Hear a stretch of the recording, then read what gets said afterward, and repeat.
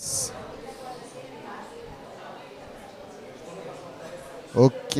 good evening everyone. We're happy to be online here with this first edition of the Smilo podcast. And we're here with Tadzio Berpart. Yep, that's pretty good. Actually, you got it correct on the first try. Congrats. I forgot to start with asking you if I'm pronouncing this No, right. very well done.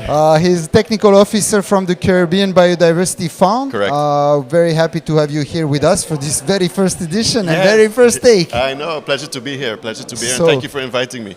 Thank you for taking the time in this very busy week of It's UN been, Ocean. It's been very, very busy. So what we'll take away is that these good contacts, people we met, that we've met online, but now finally putting faces. Exactly. That's great. What I wanted you to tell us and tell to this audience of ours, our communities, can you present briefly Caribbean Biodiversity Fund to start with? Sure. So the Caribbean Biodiversity Fund is a funding organization based in the Caribbean. We have our registered offices in Jamaica, but all of the staff works remotely from home. We have three major programs under the Caribbean Biodiversity Fund.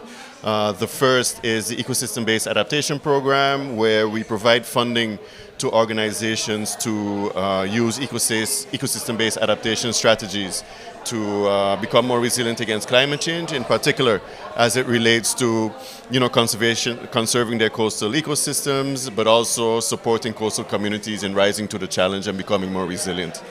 Then we also have our Advancing Circular Economies program, which really looks at circular economies, reducing waste, reducing our plastic usage in the wider Caribbean region. And we also provide funding to organizations and institutions who are really focused on ensuring that we reduce the waste that we produce in the wider Caribbean region, which also has coastal conservation impacts because it reduces the amount of litter that is entered into the marine ecosystem. And then lastly, and that is the program that I work under, is the Conservation Finance Program, which is financed through an endowment. And then one of the core facets of that endowment program is to support the National Conservation Trust Funds that fall under the CBF umbrella, to give those National Conservation Trust Funds the support that they need to finance conservation actions within their respective countries. So in a nutshell, that is the CBF structure. But then also, of course, we have under the Conservation Finance Program various other initiatives, a marine park program, an Advancing Sustainable Blue Economies program, etc., etc. Thank you for putting this in a few words. The action of Caribbean Biodiversity is pretty wide, pretty long already as well. I don't know, how long have you been existing actually? Well, the CBF specifically came out of the Caribbean Challenge Initiative.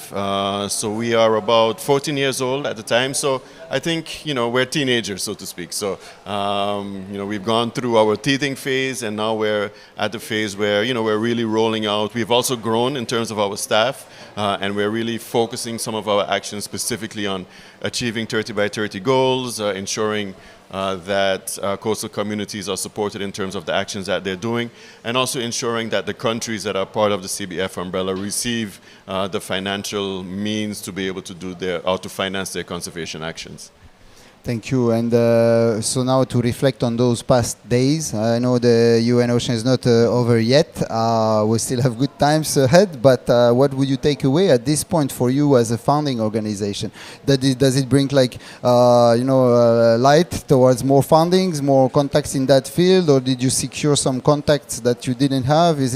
Is there anything that you can take away now? Even though I know this question is not easy since we need to let it settle down a little bit, sink in, but are there some highlights you would like to share with us? Yeah, sure. I mean, there's been a few highlights. Of course, one of the most important highlights of attending a conference like this is to connect with people that, you may have been in contact with, that you've had meetings virtually with, or had email exchanges with, etc., etc. But to really be able to, step aside out of the busy schedule and all of the commitments that we may have in side events and plenaries and the ocean action panels, etc., etc. But to really reinforce some of the discussions that we have been having. For us specifically, in terms of CBF, we launched our Actioning Blue program on Monday, where we really received commitments from Caribbean governments to commit to the 30 by 30 challenge, so to commit to the Global Biodiversity Framework 30 by 30 initiative. We've partnered with our partner organizations, Pro-Caribe, the Organization of Eastern Caribbean States, etc., to achieve those goals. We've also been focusing our discussion on achieving sustainable finance structures. I mean, CBF is a sustainable financing organization, but we definitely also want to make connections with other financing institutions and our actors on the ground to ensure that that we are as efficient as possible in terms of reaching who we need to reach. And then thirdly, in a session that I'm just coming from, in terms of the initiatives that we are supporting, we really want to ensure that they are as inclusive and as community-driven as possible. So equity and justice in terms of all of our work that we're doing is really something that we've put great focus on for this week. So it's been intense, but it's been definitely worthwhile being here. Thank you. Maybe one last question, because you're also coming out of the event we organized, and we were with one of your colleagues, and we touched upon one point which I would like to hear you on, is the fact that, so we discussed that us, like networks and organizations working with islands, maybe we can go fast if we're alone, but we can go longer way if we go together. This being said, and when reflecting on the 30-30 goals, especially in the Caribbean, when it's hard and it's impossible even maybe for some countries to go and set those goals, how do you, what is the perspective in terms of team of islands? Sure, no, totally. I mean, I think you hit the nail on the head. You know, by collaborating, by cooperating, and by supporting each other also. I mean, you know, for example, if you look at some of the bigger Caribbean countries, the Dominican Republic, Jamaica, and you compare that to some of the smaller countries, although I must say it's really through the leadership of the government of Grenada that we've been able to make some really good work and some strides in terms of achieving our 30 by 30 goals for the region.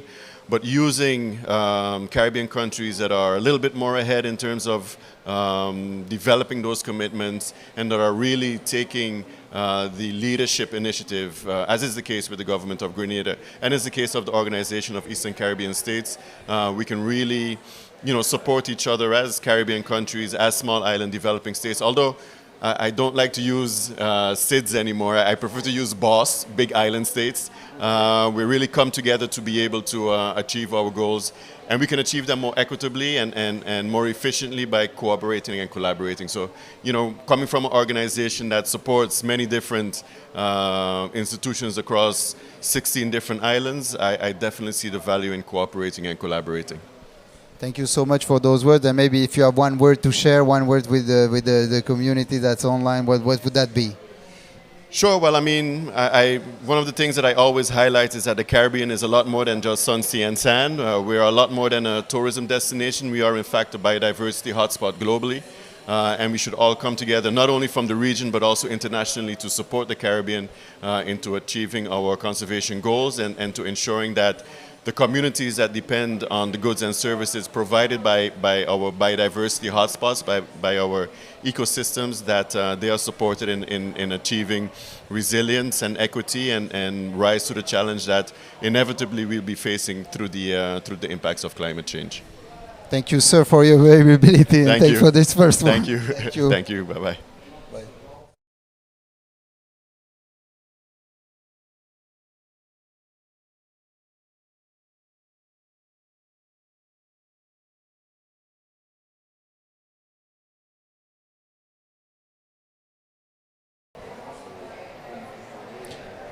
Et nous revoilà avec de nouveaux invités pour cette première émission des Petites Îles, ce premier podcast. Mais sans plus attendre, plutôt passer la parole à un de nos intervenants. Et j'ai envie tout de suite qu'on parte en Polynésie française. Et je vais inviter Terena Argus, qui est agent en charge des aires marines protégées pour le gouvernement de Polynésie.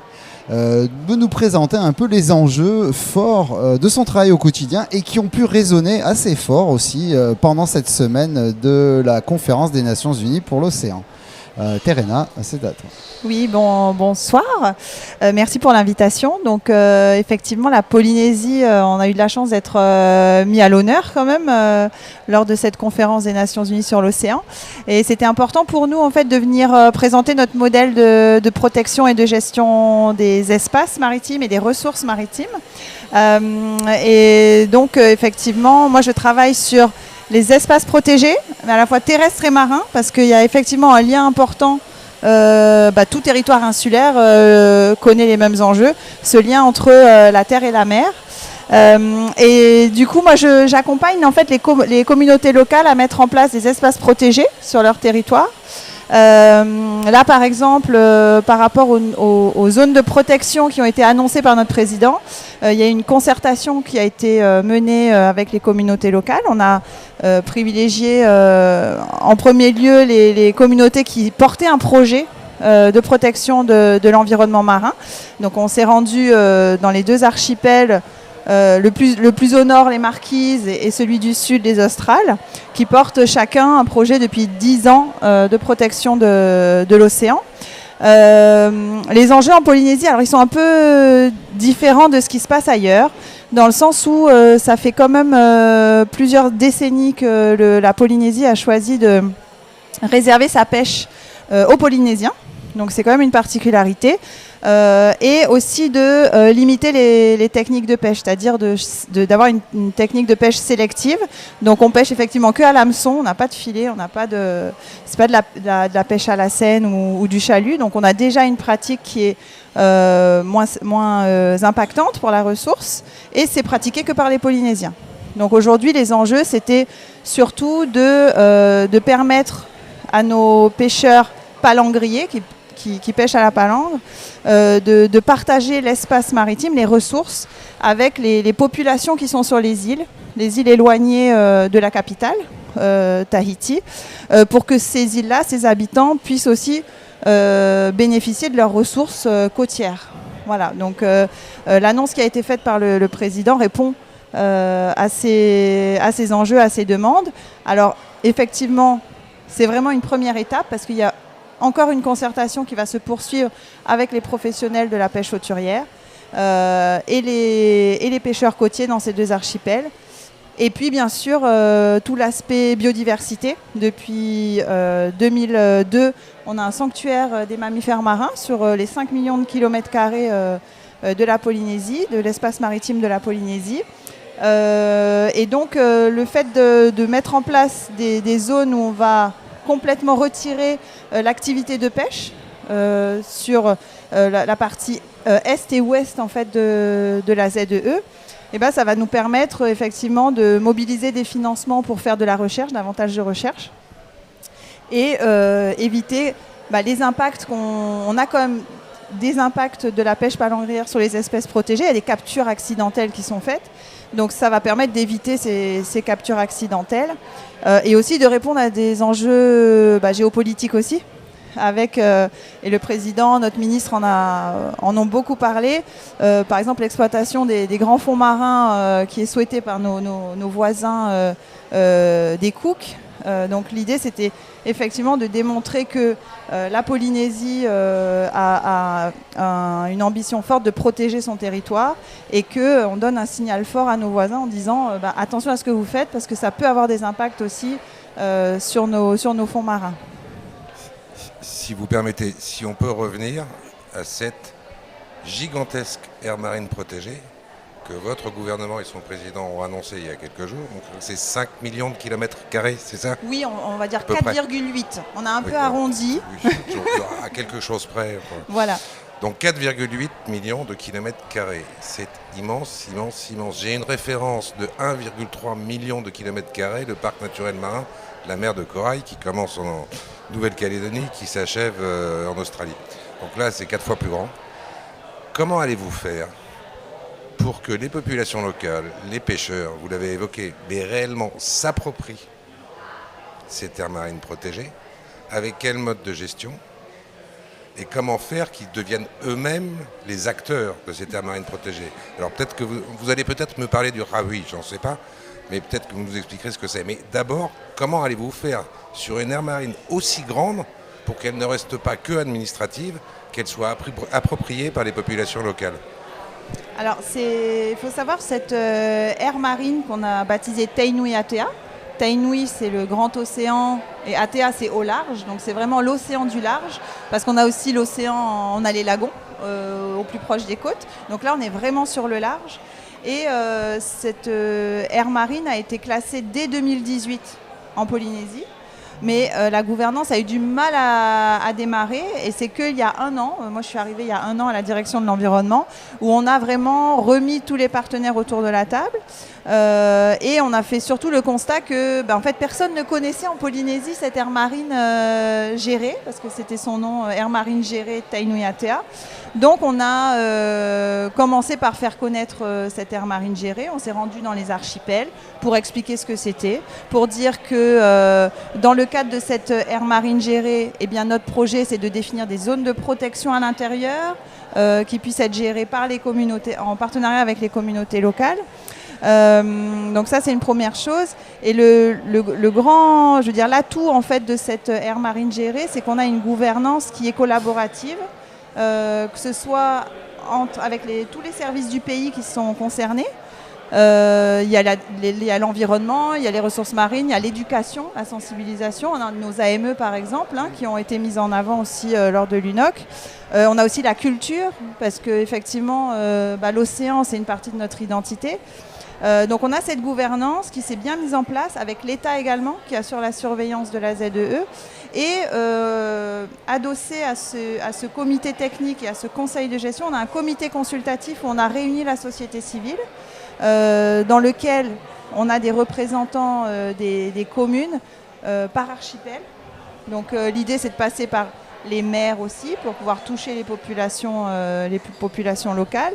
Et dans le cadre de des nouvelles zones de protection qui ont été mises en œuvre, eh bien, l'idée c'est d'aller tenir les comités consultatifs dans les archipels et que les représentants de la société civile dans ces comités, en fait, ils soient issus des îles, en fait, des associations locales pour qu'ils s'approprient vraiment cette aire marine gérée. Est-ce que ça fera des petites aires marines protégées à la suite de ces consultations locales à l'intérieur de la grande enveloppe? Vous avez une gestion d'ensemble.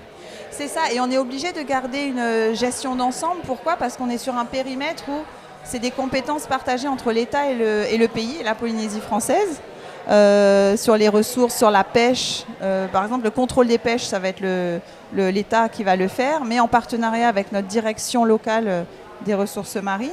Donc on est obligé de garder cet aspect quand même État-pays, mais localement, sur ces zones spécifiques par archipel, on va intégrer la société civile. Ça semble un peu compliqué. On essaye de ne pas faire une usine à gaz, mais à un moment donné, on est obligé d'avoir plusieurs comités, etc.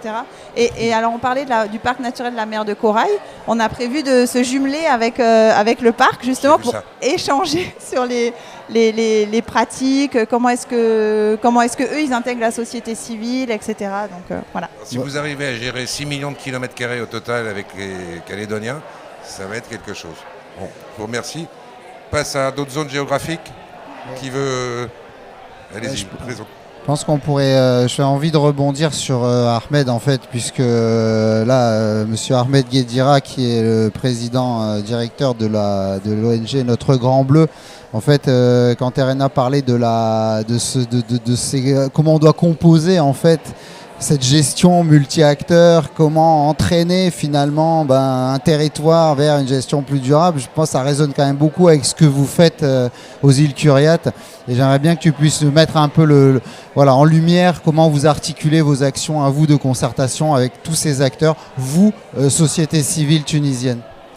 Donc peut-être qu'il faut forcément revenir au début de cette activité de cogestion parce qu'en effet nous avons bien bénéficié en tant que société civile de la révolution tunisienne en 2010.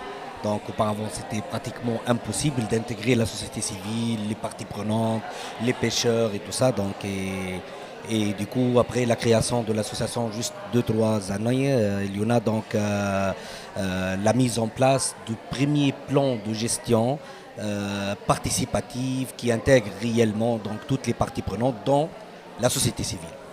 Et à cette époque-là, on était vraiment le trait d'union entre les parties prenantes, surtout si on parle des pêcheurs. On sait très bien que c'est une société forte et elle a du caractère, et l'administration. L'administration qui à un certain moment a peut-être perdu un petit peu de confiance, et en l'occurrence donc on trouve que la société civile avec les parties prenantes et les hommes de terrain, donc elle a un petit peu de la confiance. Et voilà, donc nous avons joué le rôle de trait d'union entre les parties prenantes, le maillon le plus proche de la mer, le maillon qui souffre réellement de toute perturbation, que ce soit changement climatique, que ce soit pénurie de ressources, que ce soit pollution plastique des mers, donc que ce soit aussi surpêche, pêche illégale, parce que réellement donc on trouve les grandes baleines, disons, de pêche, ce sont eux qui détruisent, mais réellement c'est lui le maillon le plus proche à la mer, c'est le petit pêcheur qui est là au premier lieu, ça fait des milliers d'années.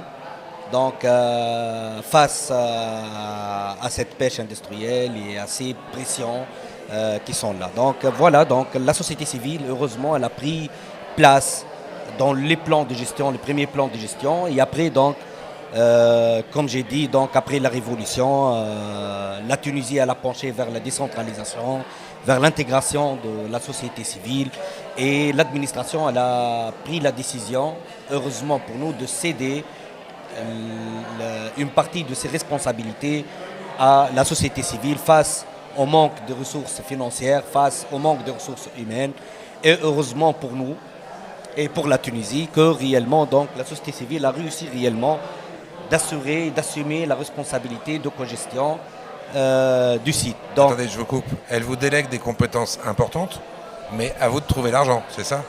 Pardon? À vous de trouver l'argent. Après qu'on vous ait délégué ces compétences, c'est à vous de trouver l'argent.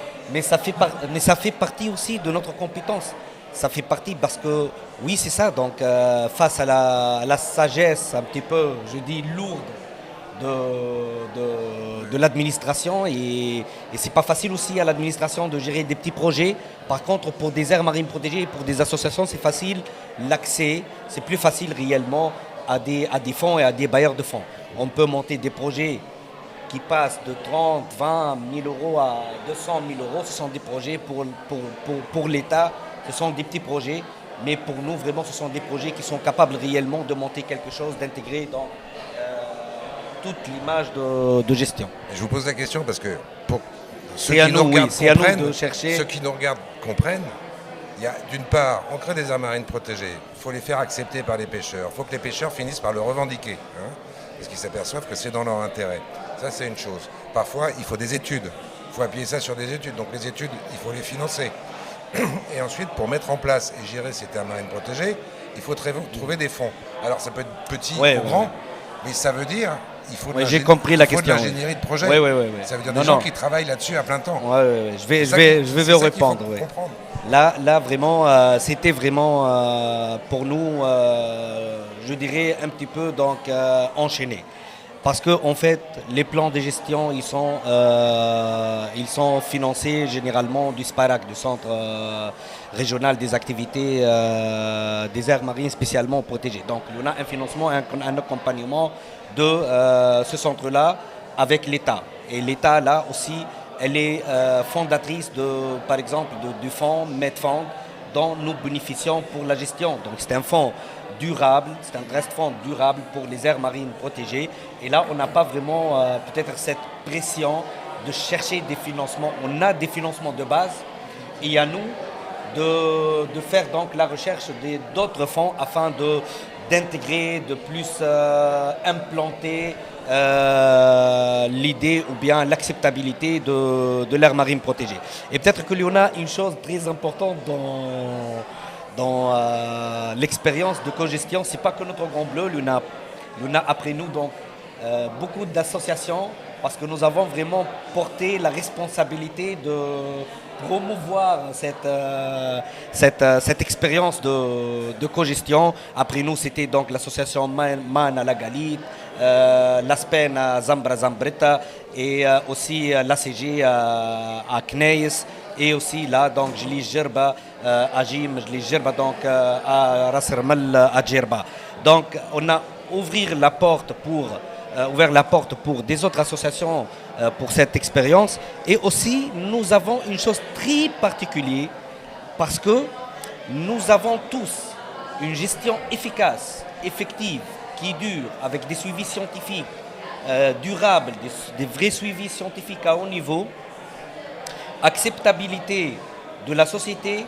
Acceptabilité est vraiment un point exceptionnel parce qu'au premier lieu, les pêcheurs, ils étaient contre à 100% parce que à leur image, à leur vision, c'est une ère intégrale à ne pas entrer. Et là, ils comprennent réellement qu'ils vont être protégés par cette aire marine protégée. Et là, ils revendiquent. On a l'aire marine protégée. Et où est-ce qu'elles sont, donc où est-ce qu'elle est l'État et le pouvoir afin de minimiser tout dépassement de pêche ou bien chasse pendant la nuit ou bien d'autres donc, activités illégales. Donc nous avons tous tout d'une aire marine protégée, d'une vraie aire marine protégée sans un cadre juridique qui la protège réellement. Mais pourtant, si vous fédérez d'autres associations, vous avez réussi à amener les pêcheurs avec vous. En fait, vous avez une sorte de gouvernement local. Ça pose pas de problème, ça, avec l'administration centrale à Tunis? J'ai pas compris tout à fait. Je veux dire que vous vous légitimez par le fait d'avoir des comités, d'avoir une consultation avec les pêcheurs qui au début étaient totalement contre. Moi je connais ça aussi dans mon île en Méditerranée française. On a fait une aire marine protégée. On a fait une aire scientifique et un pêcheur qui travaillait déjà là dans une aire marine protégée. Il les a convaincus. Un an après, les pêcheurs m'ont dit « tu avais raison, on aurait dû le faire avant ». Bon, je ferme la parenthèse. Mais donc quand vous avez tout ça, je veux dire, au niveau local, finalement, vous avez une sorte de gouvernance locale très pointue, très avancée. Ça pose pas de problème avec Tunis, avec l'administration centrale, les ministères? Là, vraiment, c'est un peu provocateur ma question. C'est pas toujours la vie rose avec l'administration et c'est la force. C'est la force de la société civile. Elle peut jongler de local au régional, du régional au national, des administrations, parce que nous co-gérons donc réellement l'aire marine protégée avec l'administration de la PAL, c'est l'agence de protection et aménagement du littoral, avec la PAL et le ministère, avec les députés. Donc voilà, vous êtes un maillon libre, un électron libre qui peut réellement jongler entre toutes les forces et le pouvoir, juste pour travailler donc, et pour assurer le bien et la bien gouvernance de l'aire marine protégée. Donc réellement, c'est pas toujours la relation, elle est bonne avec le pouvoir local ou bien régional ou bien central, mais réellement il y en a donc un engagement, une vision, un envie global pour tout le monde de faire à la fois donc promouvoir cette expérience qui est vraiment une expérience unique de co-gérer avec la société civile et d'avoir une acceptabilité sociétale, une acceptabilité de toutes les parties prenantes sans aucun cadre juridique. Bon, ce rôle moteur là, il faut plus pour rebondir sur ça et pour rester en Méditerranée, et puis ce rôle moteur de la société civile, BIMED, une organisation donc méditerranéenne basée à Monaco, que représente Claire Richard avec nous ce soir, a bien reconnu ce rôle leader des associations, mais pour traiter d'un problème particulier. Et nous, on est très heureux parce qu'elle a reconnu le rôle aussi clé des territoires insulaires dans leur action. Et on a décidé de soutenir des associations sur des îles en Méditerranée pour combattre les pollutions plastiques. Pourquoi vous êtes venu cette idée de travailler avec les territoires insulaires ? Avec BIMED, on finance des projets tout autour de la Méditerranée et là, l'année dernière, on a lancé un deuxième appel à projets spécifiques dans les îles. Et pourquoi les îles en particulier ? Il y a plusieurs raisons à ça. Tout d'abord, les îles, c'est un territoire qui est particulièrement touché par la pollution plastique, puisque les communautés insulaires, elles dépendent généralement beaucoup du tourisme pour survivre, mais le tourisme, c'est aussi une des causes et des problèmes à la pollution plastique. Donc du coup, cette ambivalence fait que les enjeux dans les îles sont particulièrement forts de lutter contre la pollution plastique. C'est aussi des territoires où les solutions de gestion des déchets sont particulièrement compliquées du fait de l'éloignement avec le territoire. On dépend des allées et venues des bateaux pour pouvoir gérer les déchets quand c'est possible. Et donc du coup ça met en lumière l'importance de réduire à la source la pollution plastique. Quand on parle de pollution plastique, on va souvent sur la gestion des déchets, mais les territoires insulaires font que ça met vraiment en lumière la priorité et l'importance de réduire notre utilisation du plastique. Et ensuite l'échelle des îles, c'est aussi quelque chose qui nous permet d'être créatifs, d'avoir des opportunités, d'avoir des changements de système, de réemploi, des campagnes de prévention et de sensibilisation à une échelle cohérente tout à l'échelle de l'île. Qui permettent un impact Est-ce plus fort. que ces électrons libres, comme disait Ahmed, finalement, sont, et tu l'as dit, source d'innovation? Et est-ce que vous qui financez aussi des actions finalement sur des territoires côtiers ailleurs, pas nécessairement donc sur des îles, est-ce qu'il y a une force insulaire plus particulière aussi pour être source d'inspiration, de création, d'innovation? Il y a très clairement une force et un engagement de la communauté et des organisations qui sont sur place. Dans le premier appel à projet dans les îles, notamment en Tunisie, Ahmed a mentionné l'AGEM à Djerba. Ils avaient été financés dans la première édition et ils ont réussi à mettre en place un système de recyclage. Même nous, hein. Oui. Même notre Grand Bleu aussi. Aussi, pas avec Bumette. Mais ils ont réussi à mettre en place un système vraiment fort au niveau des municipalités principales à Djerba de recyclage et de campagne de sensibilisation vraiment ancrée dans le territoire local. Ensuite, l'innovation et la créativité, elle est aussi poussée par la mise en réseau. Ce qui a vraiment été un des succès du premier appel, c'était le programme Capimed de capitalisation pour mettre en réseau en fait tous les projets qu'on a financés spécifiques dans les îles, puisque dans les îles on partage les mêmes contraintes, les mêmes problématiques, et donc du coup d'échanger avec d'autres partenaires qui sont sur les îles, ça a été très bénéfique et très apprécié des organisations qu'on a soutenues, et ça a été rendu possible grâce au programme Capimed qui a été mené par Smilo et Madwaves. Vous nous avez associés à ça et ça nous va très bien comme réseau, et merci encore. Attends, je voudrais repasser la parole juste à Ahmed sur un point, parce que en termes d'innovation, de création, il y a quelque chose que notre Grand Bleu fait bien et dont je voudrais qu'on parle vite fait quand même, c'est sur le rôle cette intégration que vous faites, vous, on parlait des différents acteurs, mais chez vous, elle est aussi générationnelle, l'intégration. Je crois que c'est quelque chose moi qui m'a marqué quand j'ai eu la chance d'aller vous rencontrer. C'est ce fait que, voilà, et la créativité, elle vient aussi de votre faculté à travailler avec les anciens, les jeunes, les moins jeunes comme toi, et des plus... Voilà. L'intégration aussi de plusieurs communautés, telles que par exemple les enfants des pêcheurs. On fait un accompagnement spécial pour eux, donc pour tout ce qui est donc sensibilisation, des campements, aussi l'association, comme il a dit Sylvien. Donc en fait, on a notre Grand Bleu Kids de 8 à 12 ans et notre Grand Bleu Junior de 13 à 18 ans. Et notre Grand Bleu Senior, là, donc, ce sont les seniors. Et vraiment, c'est la source de richesse de l'association, cette intégration des jeunes aussi. On parle là d'une ceinture des jeunes pour des activités où il y en a au moins 150 jeunes très actifs à canaliser leur activité sur l'île pour les suivis de tortues marines, pour les suivis de la posidonie, qui est une plante sous-marine. Voilà, donc qui est une plante sous-marine. Voilà, le suivi de ichthyofaune.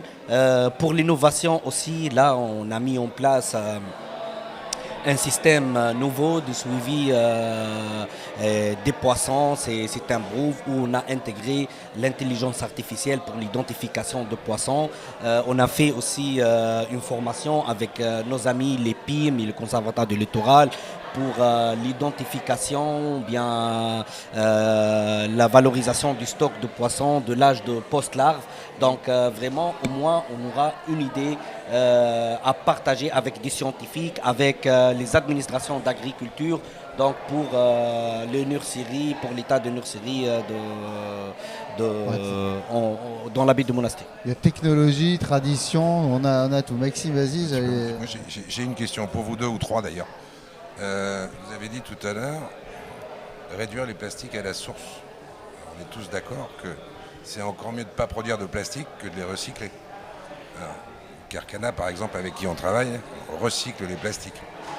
Mais les îles ne produisent pas de plastique en général, surtout les petites îles. Donc comment on réduit à la source une production inexistante et comment on propose des alternatives ? Alors peut-être réduction à la source, il y a production et il y a utilisation. Je parlais plutôt de réduction de l'utilisation au maximum. Ah d'accord. Et c'est vrai que les îles ne produisent pas de plastique. Alors, elles en dépendent. Qu'est-ce qu'on leur propose pour qu'elles n'utilisent pas ou moins de plastique ? Qu'est-ce qu'on leur propose ? Là, c'est souvent, il faut que ce soit adapté au contexte local. Il peut y avoir des systèmes de réemploi, par exemple, sur tout ce qui est vente à emporter. Il peut y avoir une ambition forte des îles de bannir et d'interdire les plastiques à usage unique qui ne sont pas forcément essentiels. On pense aux pailles, on pense aux couverts jetables. Smilo a lancé quelque chose d'assez fort sur les îles d'or.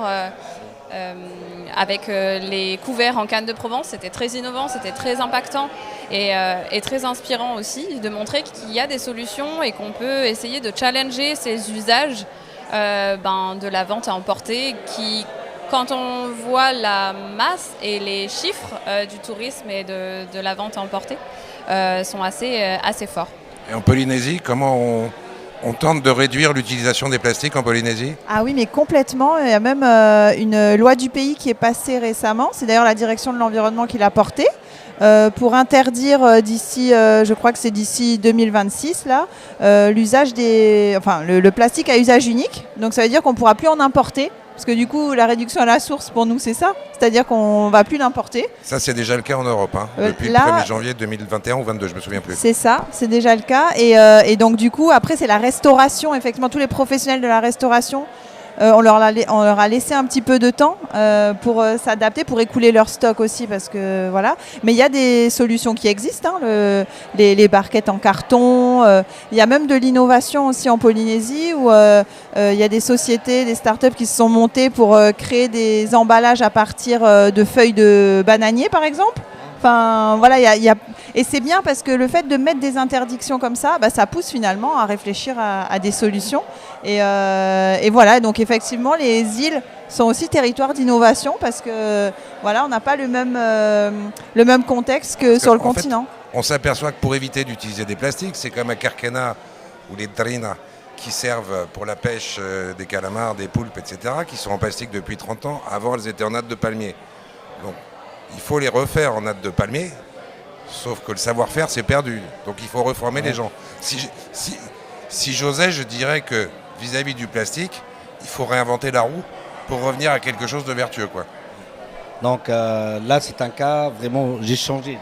Je me préparais à répondre autrement, mais là, vraiment, tu m'as tenté dans une autre direction. Donc, en effet, là, pour la Tunisie, nous sommes en pleine révolution législative. Là, ça commence vraiment à bouger et ça commence aussi, c'est grâce un petit peu aussi à l'intervention de la société civile parce qu'il y en a pas mal d'associations qui ont fait dont l'association Grand Bleu, par exemple, elle a fait carrément des ateliers de sensibilisation pour les parlementaires pour tout ce qui est donc utilisation de plastique et environnement marin et loi de conservation de la posidonie et autres espèces. Mais revenons vers les nasses en plastique qui sont ancestrales en Tunisie en utilisant donc des palmiers. Mais malheureusement, et l'anecdote c'est qu'elle a été créée à Kerkena l'île qui a utilisé l'ancienne NAS de nos ancêtres depuis des milliers et des milliers d'années. Bon, aussi, la société civile, elle était là. Donc, de toute la Tunisie, je me rappelle qu'on a bougé et on a fait une pression extraordinaire. On a donc réellement eu une réaction très rapide de la part du ministère de l'Environnement qui a interdit l'utilisation des NAS en plastique. Donc, interdiction. Mais le contrôle, là, on commence cette année de voir la garde nationale qui intervient réellement sur place parce que vraiment, ce sont des milliers, des centaines de milliers de NAS perdus dans une baie où on a la chance de les voir. On a la chance de faire des campagnes de ramassage des filets fantômes et des NAS en plastique, de le régénérer et de les valoriser avec des associations de ceux qui ont des besoins particuliers. Et aussi, je rebondis vers l'expérience extraordinaire qui a été implantée par l'Esmaïlo et les jeunes sciences Kirkena et la municipalité de Kirkena aux îles Kirkena. Une destruction totale, ce n'est pas une réutilisation, mais réellement de passer, de transformer le matériel de plastique en fuel en faveur des pêcheurs. Là, vraiment, on parle de destruction carrément de la pollution plastique. C'est une vraiment solution très innovante et très efficace et je crois bien que c'est comme ça qu'il faut réellement traiter ce problème-là, de le transformer d'un problème à une solution. Merci. Parce que quand vous parlez de jeunes sciences Kirkena, alors vous savez, c'est effectivement de grands amis de Smilo. C'est important parce que ce sont de jeunes scientifiques et chercheurs.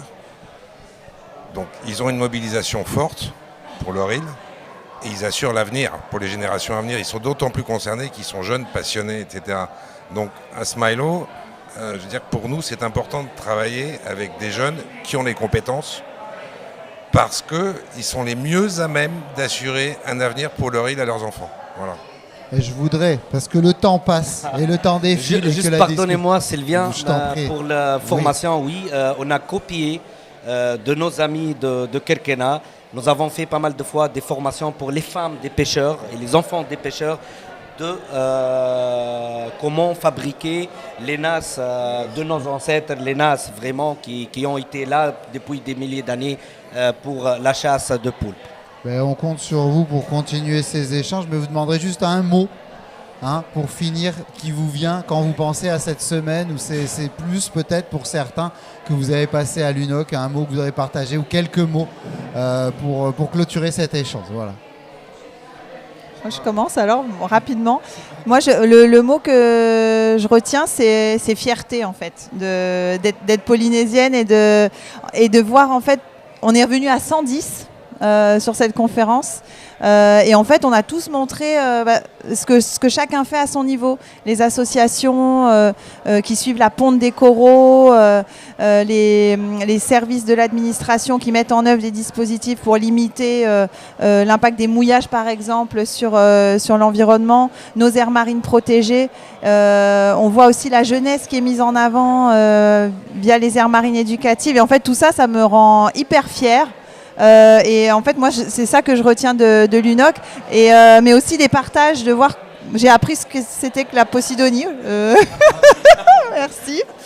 Mais voilà, et puis c'est apprendre des nouvelles choses. Donc voilà, je dirais fierté d'avoir pris part à cette conférence des Nations Unies sur l'océan. Merci. Pour nous, vraiment, nous sommes aussi fiers d'être des représentants de la société civile sud-méditerranéenne, nord-africaine.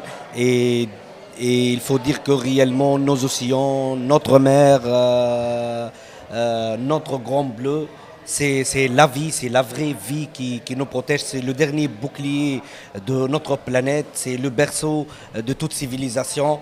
Donc nous, on va militer jusqu'à le dernier de notre souffle pour la protection de cette ressource primordiale pour nous tous. Et bon, même si c'est difficile de résumer en un mot, C'est pas un cadeau, mais il faut clôturer. On improvise. On va clôturer par ambition. J'hésitais avec inspiration, mais ambition, je pense que c'est hyper important de continuer et d'être d'autant plus motivé. On a rencontré beaucoup de partenaires qui fournissent beaucoup d'efforts pour faire en sorte de protéger tout cet écosystème et toute notre planète. Donc il faut continuer à être ambitieux. Merci, moi, je suis très fier de vous avoir accueilli et que vous ayez accepté Merci, à ce jeu-là. Moi, je crois que je sais finalement pourquoi Monaco s'est intéressé aux îles. Parce qu'en y réfléchissant, je pense que Monaco est un des très rares États côtiers qui n'a pas d'île. Donc en fait, en lançant des tas de programmes sur les îles, et merci à vous parce qu'on est très heureux de travailler avec vous à Smilo, en fait, vous avez trouvé un moyen de vous procurer quelques îles. C'est pour les destinations de vacances. Non, mais j'ai pas parlé des vacances, j'ai dit simplement pour agir sur des îles. Merci.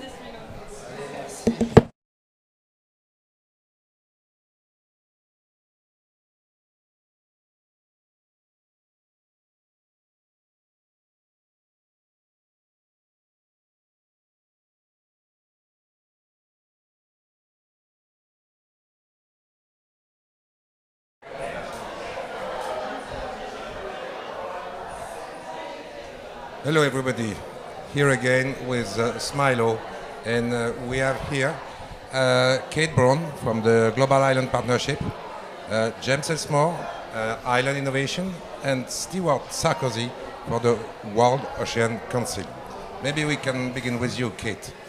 A very simple question. What is the main idea that draws you to small islands, middle islands? You are from New Zealand, but I guess there is other reasons that leads you to be. You are not to be a serial founder for islands. How did it happen? Good question. I am from New Zealand and I live on the North Island, so that is an island. But from our land in New Zealand, I can see a lot of other islands. We have a lot of small islands off our coast, including one that's a volcanic island. So it's been called White Island, that's had smoke. So we've always had the idea of islands in front of us because we can basically see them. But I also think it's my heritage. I'm Polynesian and I have Hawaiian heritage, Tahitian heritage, Cook Islands heritage and Māori heritage. So the whole voyage of traditional voyages 800 years ago from our original homeland to New Zealand. I really appreciate that. And then my dad is English and he came to New Zealand on a boat from England. So England is an island and then he travelled to an island. So I think it's all of those things. My husband, ex-husband, is also Samoan, so my children are half Samoan. So we've just a lot of island heritage throughout our, I guess, my life and particularly my childhood. And I also think that island culture and the idea of community, the idea of working together, the idea of innovation is really appealing to me, and I really feel a strong draw to seeing how I can help lift up those voices, connect those voices, and ensure that people can keep living in islands. Could you explain what is the GLISPA, Global Island Partnership? What do you do and with who you work? Yeah, so the Global Island Partnership was started in 2006 as a result of international negotiations on the program of work on island biodiversity in the Convention on Biodiversity, so an international process. And we were formed by 3 island presidents, the president of Seychelles, the president of Palau and the prime minister of Grenada, with the idea of both looking at the common issues of islands regardless of their political status. So because of that negotiation process, there was a lot of realization that a lot of the issues that islanders faced were common, like there were similar issues, even if they were all in different political blocs and politically organized. And I think the people, those presidents and prime minister and also the original organizations that started GLISPA were concerned that while there would be amazing international policy developed, it wouldn't be implemented in the islands. There would be a lack of implementation.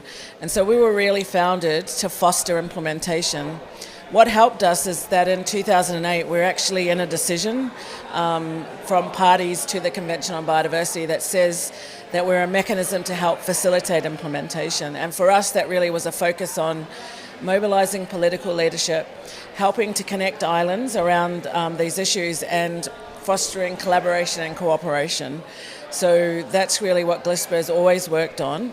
But most recently we've started an island biodiversity coalition to try and sort of similar to what we were doing 20 years ago, but you know, time moves on, people change, everyone that used to know this stuff has left and we have to start again.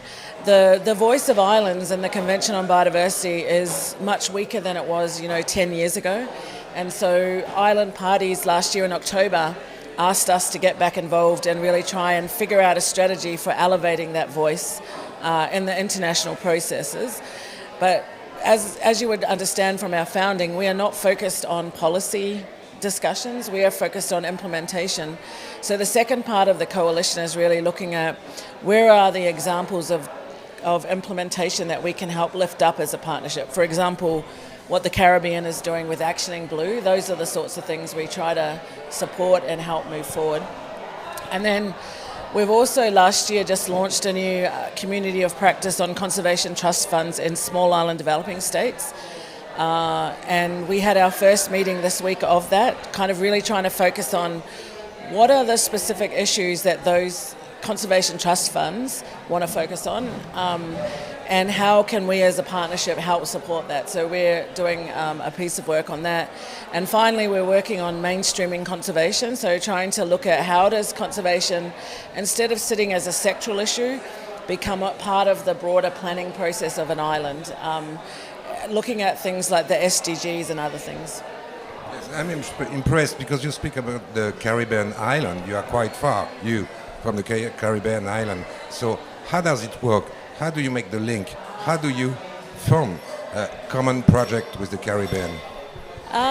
So we do benefit that we have a number of board members in our partnership that are from the Caribbean, and we do everything virtually via Zoom. So we're part of an ongoing process that's discussing some of these things. We've always worked virtually, not in person, so that's basically how we work. We help people to strategize, we help make connections between issues, and then we help think about how will something like Actioning Blue show up at UNOC, and how can we help them have the right partners in the room, the right messages, and the right platform for sharing what they're doing. Thank you. Marina. Thank you all to be here tonight with us. I met you, Kate, in 2015 in Paris, where we were fighting for that 1.5 degree, and I think we're very lucky to have you because you have the whole history, and I'd like to have your insight about what happened on this UN Ocean Conference, and I wanted your opinion on the main subjects. We have 4 or 5 big subjects on MPAs, deep sea mining now, the plastic, the pollution. Do you truly think that we're going in a good way, we're progressing, and how islanders are recognized now in this type of UN organization events? So I think in the UN Ocean Conference, I think islanders have some recognition. It was really islanders that pushed for there to be a specific goal on the ocean. SDG 14 is really an island goal, particularly the Pacific, under the leadership of Ambassador Thompson when he was the President of the General Assembly. So there's a strong feeling that this is the islands SDG. However, having said that, I think a number of times during the last week we've heard island countries and island organisations identify that the resources, the finance to actually implement a lot of the stuff that they're trying to do is not present. And that's a space where they're not getting maybe the platform that they deserve. So you see a lot of political commitments being made by islands, a lot of new initiatives.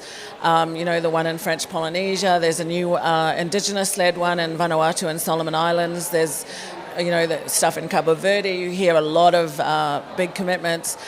As someone that's always worked on mobilising political commitments, I think that energy is really important. I think it remains to be seen how that announcement of something actually results in implementation and in what time frame that happens. Can we bring together the right amount of partners and support for somewhere like French Polynesia to actually help them implement the big commitment that they're making? And that's really, I think, the question that comes out of this ocean conference for me. There's lots of great progress being made on the plastic stuff, on deep sea mining, on MPAs. But yeah, my question is still about resources to implement, and I think that we're still far away from that. And I have heard a number of times island parties indicating that they're really frustrated and tired of waiting for the resources to flow. I've heard also a number of times the belief that they are the lungs of the planet, that they have an outsized role as custodians of these large ocean areas, but they don't need a handout, they need support to achieve the things that are going to help all the rest of us. Thank you, Kate. James, you have created island innovation. What is innovation on the island? Okay, I could take that in a lot of different directions. I think the idea for the name of Island Innovation and that idea of innovation comes from the fact that islanders have to be innovative because of the constraints of being on an island. And the smaller the island, the more innovative you have to be, you know. And you'll even see often on a small island people wearing many hats, doing many different things. But something as simple as solving a basic problem, you might just not have all the options of shops available of where you need to get something. Thinking about the Scottish Islands, for example, where you might have a few hundred people. So that constraint or that resource limitation can also be an opportunity because it forces change, it forces you to think outside the box and think innovatively. And so that's why many islands are, we like to use the word lighthouses as opposed to laboratories, lighthouses of innovation, showcasing things that benefit themselves, but also can be of benefit to the wider work. So an example of this, where I studied my master's in the Orkney Islands in the north of Scotland, is the European Marine Energy Centre. That is a world-leading centre on revolutionizing the approach to using the ocean to generate energy. And they've done some really, really creative things. And their islandness is core to why that center is there. Not just because of the geography of where they are in the North Sea and having those resources, but also having a single cable to the mainland that was built to import energy, electricity, and now completely exports electricity, but still cannot export all the electricity that they generate, which means that they have an excess of electricity, which is unique to that island context. So what do you do when you have this excess of electricity or excess of another resource? You have to figure out what to do with it. Well, and they used hydrogen. You sell your excess of electricity, very expensive, no? Yes, and it's an interesting opportunity. Another example of this would be in the Caribbean, where you have sargassum. I don't know if people know about this, the waves and waves of sargassum. I just came back last week, and this is a problem. I don't want to say it's an opportunity because it is fundamentally a problem, but a lot of islanders in the Caribbean are now looking and saying, okay, we have this new resource washing up. We need to figure out how to deal with that and what to do it. And often that is by need and being forced to, but it encourages innovation, and that can be really symbolic to guide the way for everyone. Yes, because sometimes small islands don't see they have their own resources. We usually say there is a lack of resources on islands, but I remember last year I was in Gozo. Gozo is depending on Malta. It's a small island north of Malta, and they make a new desalination plant. Before they were importing water with a tube, with a saline from Malta, and now they have an excess of water, so they give it back to Malta. And I say to them, you sell the water to Malta? They say, no, we don't sell because it's our government. Yes, but it's your desalination plant, you funded it, so you must make them buy your water. So say, okay, we can think of it. So, Mr. Sarkozy, CEO of the World Ocean Council. That's a big name. What is World Ocean Council? And So World Ocean Council is a membership association of corporations, businesses, startups, and that means that it's everything from Maersk, the giant shipping organization, down to small startups and innovators all over the world. So the membership is something that is sector agnostic as long as it's related to ocean. It's size agnostic and it's geography agnostic. And our sort of new way of describing exactly what we do is that it's corporate and business ocean responsibility for a sustainable and regenerative blue economy. And the point more is that these organizations are normally not called upon. It's why I joined, actually, because I'd been doing more work that was sort of island-based, city-based, coastal resilience-based, mostly from other sides of the table. And the corporate side, we can't do this without the corporations being there, especially the big ones. We cannot do it without them being there and, in some sense, moving with us, joining with us. So the association really is to bring that membership together, share best practices, do matching. We have programmatic areas. We have 6 new themes, thematic areas, and 4 new goals. We're just doing a lot of our new strategy and our new membership. And part of that is to drive things like marine carbon reduction or coastal resilience. We're having a lot of conversations, and some of our KPIs right now are to work with islands, because there are so many services that islands get or need, small ones that are off of mainland and big ones that run for themselves, whether it's Fiji or it's Palau or it's Marshall Islands or wherever it might be, Samoa.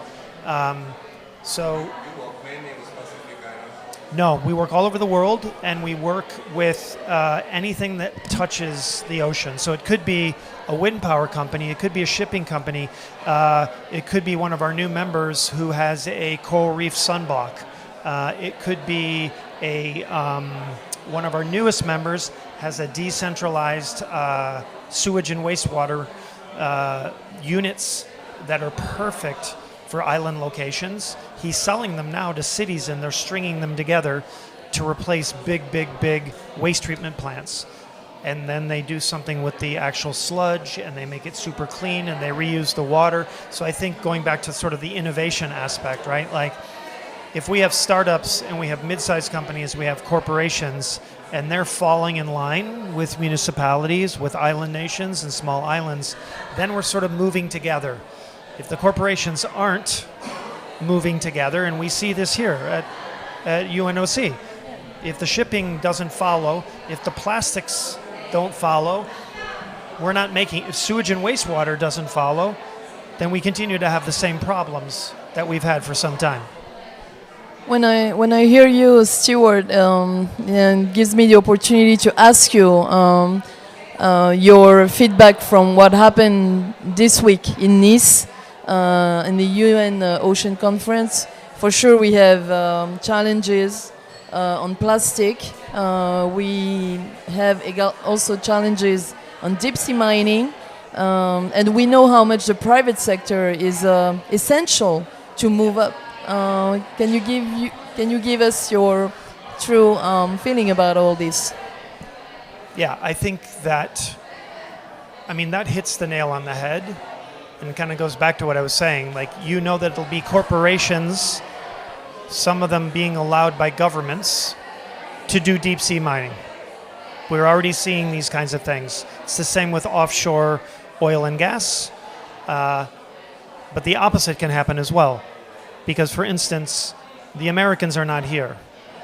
And the Americans are also pulling back from things that could be better, especially as a large nation. So, if we are canceling offshore wind leases, but increasing oil and gas leases, we've got a problem, right? And the corporations are surrounding those decision-making. Same thing with the plastics treaty.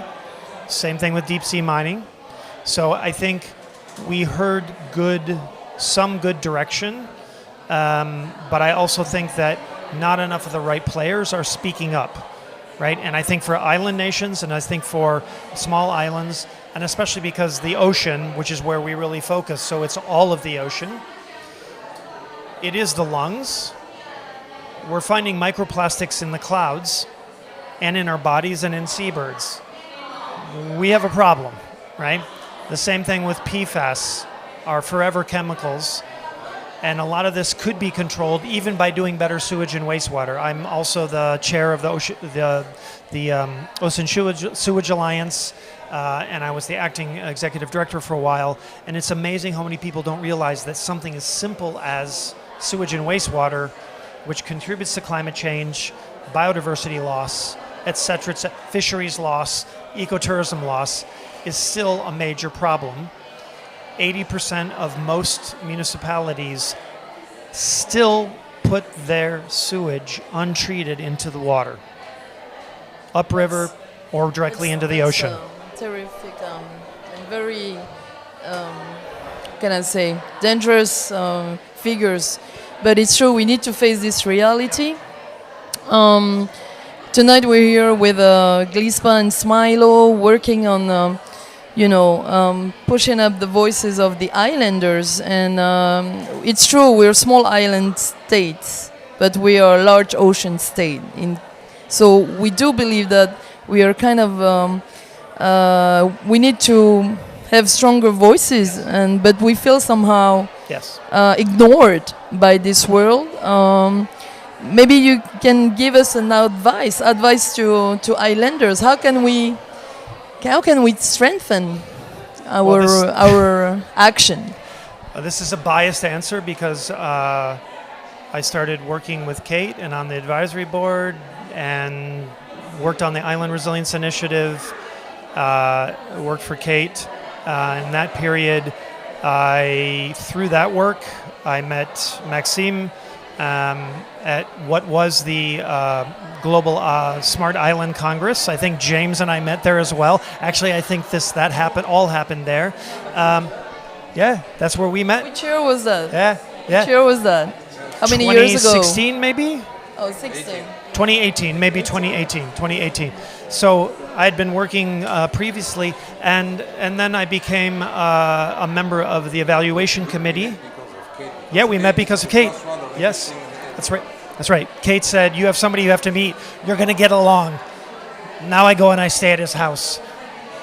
Poor Maxime. But really, what it comes down to is, even on the evaluation committee for Smilo, as we evaluate the various labels, as we evaluate each of the ways that the island committees react to their reality, it is a microcosm of the world. If you get small islands, the very smallest, and those around them right, you get planetary systems right. So it's more than a petri dish. It's an actual sort of microcosm of the things we have to deal with. So for me, and this is a little bit of the history that Kate knows. When I was a kid, I found out that my family, who moved to Canada, were removed during the Highland clearances from an island in Scotland, which I've now been back to. And there's an abandoned villages that's just the walls of the houses, right? So they were forced off their land and they had to flee, and they went to Canada. We have a similar part of our background with that. And over time, that just sort of stuck in my head about the way people live and how they sort of exercise who they are. Because that island to this day is still owned primarily by a duke who, was made a lord at some point in time. But the point more of that is that those inclusive sets of islands with their own equity and ability to control their futures, even small islands, can help move us on the right path. A lot of them have lost their ability to do so, like where my family came from, but we have a whole group of them here, large ocean states and smaller islands that can do that, and that tells us a story about how the rest of the world can work, right? So I'm positive in some ways about how islands are up front and islands are sort of leaders. I just know that there's a bigger world that many crazy things are happening to, and we're still not we're behind. You know, we're behind on a lot of the measures that we're looking for. Just one question more. It's not about our love story together. Just going back to shipping company. You said it, with shipping company.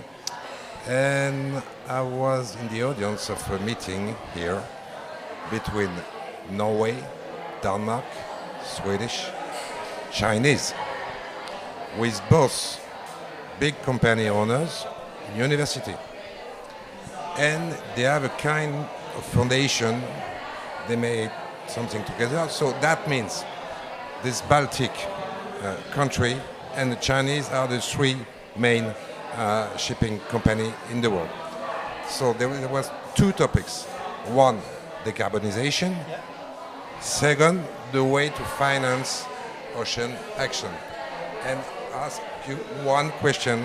I will use all tricks of journalists, and I want the answer by yes or no. That's not fair. Do you think they are genuine? Yes. And it's not greenwashing. Yes, some of them. I mean, shipping companies are some of the most sort of old-fashioned and conservative types of companies, and I mean that in every sense, right? Gender, regulations. The IMO has moved in steps that actually shock me in good ways. I do think, however, we saw this in COVID. As soon as the pressure comes, as soon as there's something that puts them in a bad spot, and this is the case for the automobile companies, this is the case for many other industries, it's fine once we feel kind of ahead of the game when the pressure comes. So yes, many of them are moving towards decarbonization. I love this as a lifelong sailor. Okay, happy to know it. Moving some of those things forward, moving some of those ships forward. They are massive polluters, but 90% of our trade moves by shipping. Okay. That We've was got to a fix little that. bit longer than yes or no. Sorry, it's not a take yes your or answer. no. It's never yes or no at the UNOC.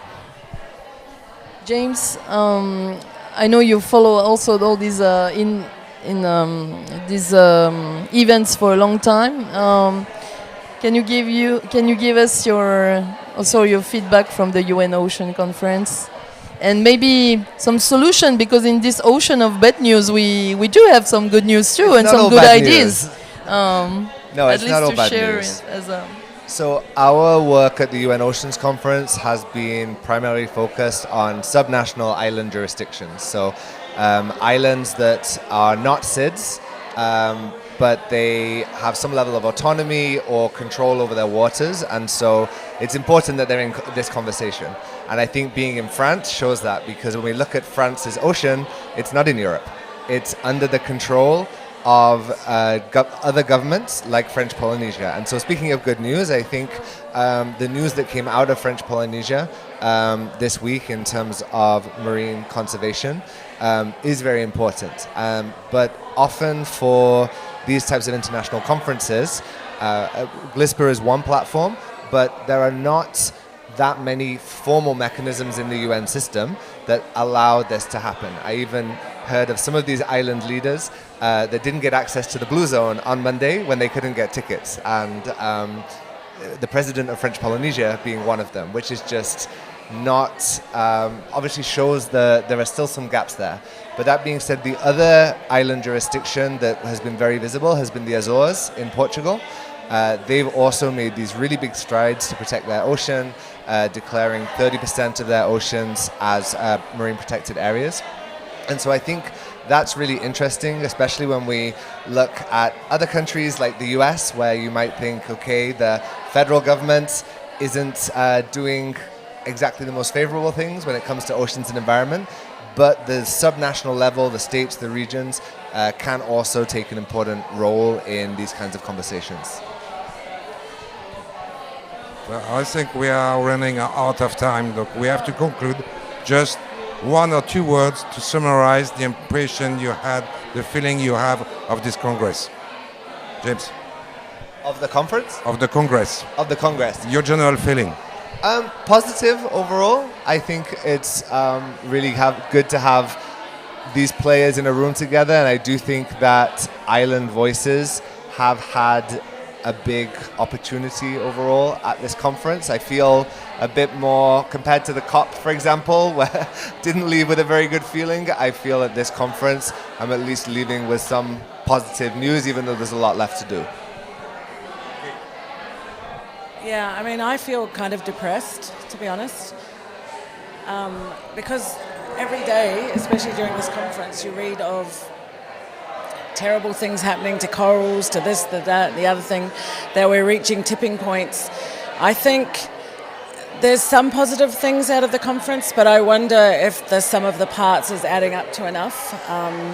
Just like on all the other issues that we're not doing enough on, I wonder if we're doing enough. I was trying to keep it to 2 words, and I'll keep it more positive. I would say hopeful realism.